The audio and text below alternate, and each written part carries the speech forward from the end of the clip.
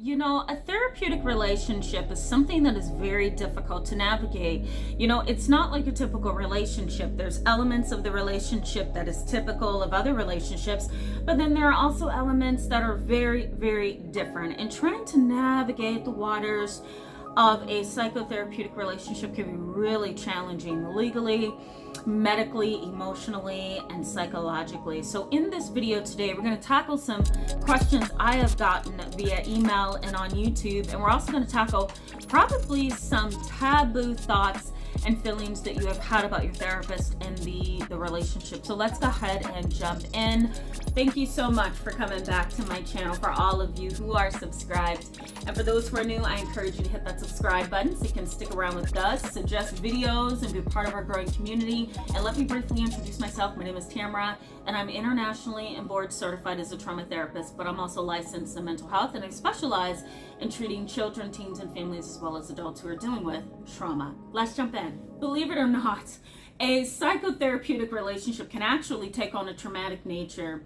There's particular reasons why. I think this video is going to be too robust in terms of content and the depth of the content for me to go into that. But I'll just brief it and preface it by saying that there's a lot of things that happen in the therapeutic relationship that can be traumatic, that can be destabilizing. It can also be emotionally and psychologically destabilizing, depending on how stable and mature and experienced your therapist is. Now, for the purposes of today's video, I think I want to highlight the relationship and kind of what you can and cannot do and why. So a lot of you voted on this particular video, and I think it's because, maybe it's a little bit personal to you, and maybe you've had some experiences where you have, gotten to a place with your therapist where you're like, okay, why can't we hug each other? Why can't we talk outside of counseling? Why do I have to make an appointment to have a conversation with you? Why can't I date you or marry you? Or, why can't I, be a part of your wedding? Why didn't you invite me, right? I thought you liked me. There's a lot of clients and patients who, have those feelings and thoughts, but they don't know what to do about it because it's a taboo topic. A couple years ago, I'm going to say about 2 years ago, I did these videos right here on the topic of transference and countertransference. And I brought this topic to the forefront of the channel, and a lot of people grabbed onto it. And I think, that's because a lot of people can relate. I also think that it is a topic that doesn't get enough attention, whether that's on YouTube or outside of YouTube, right? And sadly, a lot of therapists don't have access to information around this topic. So let's just go ahead and jump in. I want to explain power differences. I also want to talk about ethics as well. And these are things that you should watch out in your own therapy if you are in therapy. Okay, so let me tackle the first thing, okay, which is power and ethics. So here's why it's difficult to be personal with your therapist. Now, when somebody goes to school, whether that's college or grad school or both, they spend so many years getting knowledge that everyday society does not get. Yes, you can Google things. Yes, you could read every book in the library possible. But there are certain levels of knowledge and certain access to knowledge that only happens when you're in higher education, when you're in college, sitting under professors who have had greater experiences than society, right? The typical society. You're also sitting under professors who have had personal and professional experiences that you may not find in a book in the library or on Google because you Google something, right? So there's a level of power in that. Just the fact that this person has gone to college and has gotten a certain, level of experience, okay? Or exposure, knowledge. Then you go to grad school, and now you're at a different level, right? If you go to grad school and you are studying to become a psychotherapist or psychologist, a psychiatrist, you're getting a different level of culturing. Now, that's my own word, guys, okay? There's a cultural experience, I should say, that happens when you go to college and when you go to grad school and when you study to become a psychiatrist, a psychologist, a psychotherapist. We are cultured a certain way. We are molded a certain way, like clay. We also have different personal and professional experiences that creates within us who we're going to be as professionals. Okay, so that creates a power differential between me and other people, a psychologist and the patient, right there, just that alone. Okay, in addition to that, the power differential is caused when there's greater knowledge and awareness of the world around, you as the patient or the client. So the psychologist, the psychiatrist, the psychotherapist is coming to the table with tons more knowledge than you can imagine, experience than you can imagine, and sometimes a cultural experience and exposure than you can imagine. Okay, so I want you to kind of keep this basic level in mind as we build in this video. Okay, so a psychologist, a psychiatrist, a psychotherapist, they have a certain awareness of human beings, of science, of psychology, of interactions, of the dynamics between families and people, and the neurology and the biology of who we are. They have all of that knowledge built in with personal and professional experience, and that is what develops them as the professional that they are. Okay, and that in and of itself creates a power differential, because I'm coming to the table with all of that versus my patient, versus my client, and my client is then seeking me for that level of knowledge, that level of care, that level of guidance, that level of trust, honesty.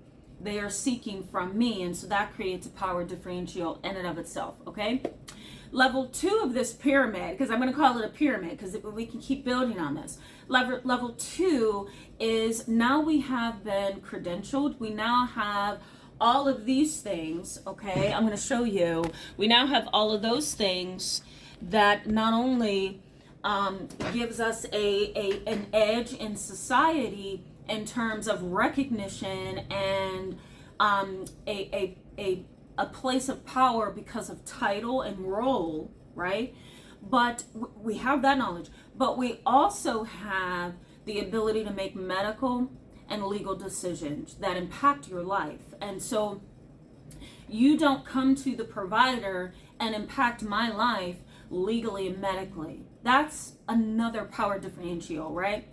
That you're coming to the provider who has that medical and legal authority over you. They also have the authority to make treatment recommendations and make medical recommendations that will require you, to kind of comply. So for example, a psychotherapist, a psychologist, a psychiatrist can sign on the dotted line and say, my patient needs to be involuntarily committed to a hospital because they are suicidal, they are cutting, they are a danger to themselves and others, they have threatened to shoot up a grocery store, whatever the case may be. That provider has the ability to go around your authority as a human being, because now you're in danger, and sign on the dotted line and say, okay, you're going to be in the hospital whether you want to or not.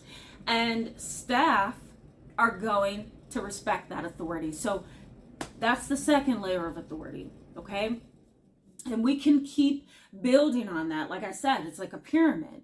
And so when you come to a psychotherapist, you're not only asking for help and guidance, but now you're saying, I am giving you consent to dictate to me what you think the problem is, what you think might treat the problem, what you think my issue is, what you think I should do. And you have the ability to then make a decision on whether or not I'm safe in society or not. Now, that's only one side of it, because I want you guys to see psychotherapy as a safe place where you can come and talk and engage and learn and grow and get recommendations and suggestions and guidance. Okay, that's what psychotherapy is.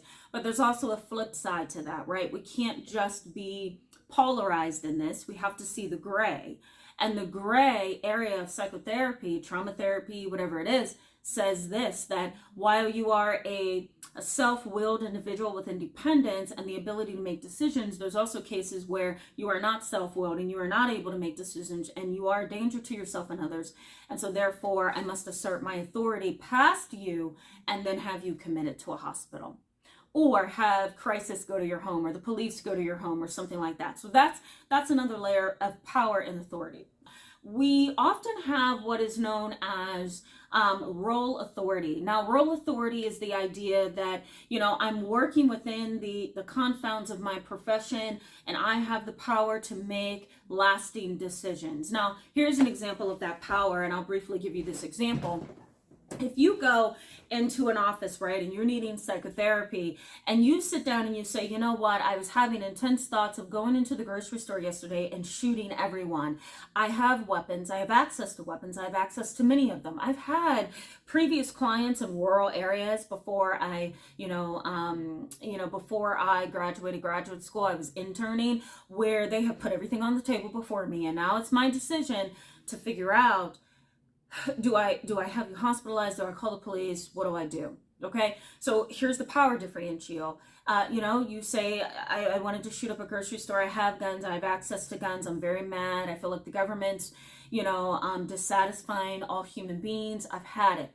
You walk out of the office, slam the door, and now it's up to me to decide, do I have the police meet you at your home or meet you where I think you're going to end up, or do I have you hospitalized against your will? That is a level of power that you don't have the ability to get out of once that gets started. Okay. Now you are in a position of, okay, I'm attracted to my therapist. I think we're supposed to be together. Or I want my therapist to be my mother. I've never had a loving mother. I've had kids say to me, Miss Tamara, I wish you were my mom, or I wish you were my aunt or my cousin. I've also had kids say, Miss Tamara, can we hang out on Saturday?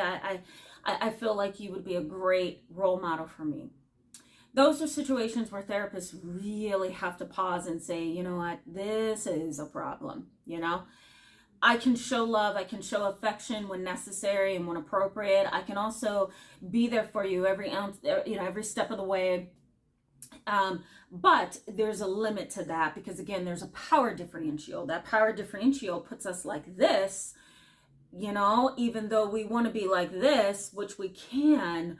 But again, you have to understand the ability to assert that authority is there. So then I become here, you become there, and that's what's difficult. So a therapist is ethically bound by their state board, by their international board, by their credentialing body to respect and protect the values, the needs, the symptoms, and the vulnerabilities of the patient, of the client. And if I'm reciprocating your attraction to me, or if I'm reciprocating your desire for me to be your mom or your aunt, your cousin, then I'm letting you down, because my authority and my power says I'm here to help you, protect you, guide you, lead you, recommend, not date you, love you, and be a part of you in that way. Role power kind of makes that difficult, because the title says we're in a professional relationship. We are not in a personal relationship. While we can both be feeling human beings, and therapists can really come across as cool and laid back, the reality is that they have a power that you don't, and so that creates the power differential there. This can create a barrier, but then it can also create healing, because the barrier says, no, you cannot date me. I'm sorry, I can't go to your wedding. I might consider it if it's a benefit to your treatment. Otherwise, I can't go to your birthday party or your wedding. I may or may not accept this gift, because this gift has a lot of connotations to it, right? Maybe that necklace you're giving me, if you're a man or if you're attracted to me, has a lot to do with your attraction to me, versus the fact that I helped you through a very hard time and you want me to know that you appreciate me, right? And then it gets even deeper, because then the question now is, okay, is this how you show your appreciation to everyone, or are you just showing your appreciation to me that way? Now, I don't know if I have anything around. I don't think I do. A kiddo. Many kids in my 14 years of experience have bought me things and have said, here, Miss Tamara, I bought you this Easter egg. I wanted you to put it on your desk. I've gladly put it on my desk. I've had also kids write me beautiful letters, done really beautiful portraits for me, and I use them, and I put it in my play therapy room for other kids to look at, or I sit their wonderful notes to me and cards to me up on my desk. But there have also been some kids who really have wanted me to be their mother, and I had to not only really ponder what taking that gift from that child would mean to that child, but I also had to look at it as, what does me taking this gift mean to the parent of the child? So there's a lot of different crevices here, and it can get really tricky for the provider. So, I hope this is clarifying to you why there are certain boundaries between you and the provider, whether that's a psychiatrist, a psychologist, or a psychotherapist. Here's one last thing I want to point out about this power differential and those high expectations we have of providers. We have to keep in mind that, there's a such thing known as role flexibility. And I actually coined the term role flexibility to describe a real thing, which is we have the ability to decide what is and what is not appropriate. And so, you may get a therapist who is really good at maintaining their power in that relationship, but also really good at making you feel like there is no power differential. You may also get a therapist who makes you feel like there is absolutely no power differential, and they kind of coax you to be attracted to them and to want them in a way that's not appropriate, right? You may also get a therapist who initiates physical touch when you don't want it. And so that's when it's okay to say, this is not okay with me. Here's a video right up here I did years ago on, whether or not your therapist is a good therapist. And I think it's important for you to know what's good and what's not good. What's a power differential and what isn't. So I hope this video was helpful to you guys. Let me know in the comment section below what your experiences have been, and let me know if this has been helpful to you. The next video, we're going to talk about high expectations, and I'm going to try to add something in there about violence and aggression that can happen as well. Thank you so much for being here with me today, guys. I encourage you to give this video a thumbs up and go ahead and hit that subscribe button if you want to stick around with us. Also, let me know in the comment section below if you want to see a particular video in this topic, because this is going to be a series. So this is going to be here for this month. I'll see you guys soon. Bye.